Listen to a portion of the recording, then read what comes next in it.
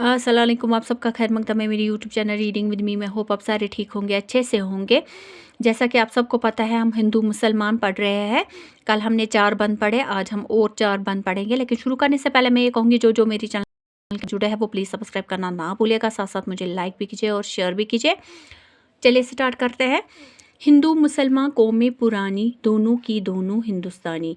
ये जो हिंदू मुसलमान है, ये दोनों कौमें बहुत पुरानी कौमें हैं।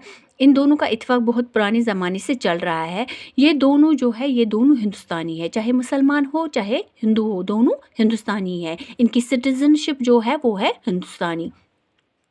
दोनों का मस्कन हिंदुस्तान है, दो बुलबुले है एक गुलिस्तान है।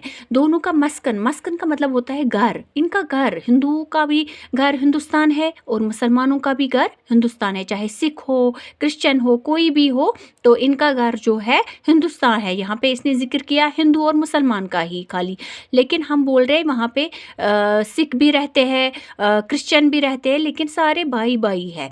वो दो बुलबुले है एक गुलिस्तान है। ये दो बुलबुले हैं, ये एक ही गुलिस्तान में दो बुलबुले हैं। इसका मतलब ये है, शायर फरमाते हैं, जैसे हम लेंगे कोई चमन, तो वहाँ पे बहुत सारे परिंदे चरिंदे रहते हैं।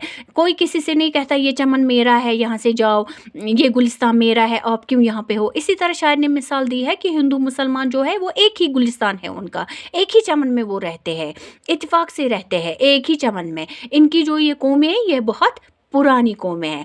एक सरजमी है एक आसमां है, दोनों का यकजा सूद व जिया है। एक सरजमीन, हिंदू हो या मुसलमान हो, इन एक ही आसमान के नीचे रह रहे हैं और एक ही ज़मीन में ये रह रहे, एक ही ज़मीन पर रह रहे हैं। दोनों का यकजो, चाहे किसी का नुकसान हो या फ़ायदा हो, लेकिन अगर हिंदू का नुकसान फ़ायदा हो रहा है तो वो मुसलमान का भी हो रहा है। अगर मुसलमान का फ़ायदा या नुकसान हो रहा है तो वो भी हिंदू का ही हो रहा है। यानी कि दोनों कौमों को फ़र्क पड़ती है। हिंदू का नुकसान हो तो मुसलमान को फ़र्क आता है, मुसलमान को नुकसान हो तो हिंदू को भी फ़र्क आता है। इतना इनमें इत्तेफाक है। ना इत्तेफाकी आज़ार जहाँ है, मिलजुल के रहना है कामरानी, हिंदू मुसलमान कौमें पुरानी।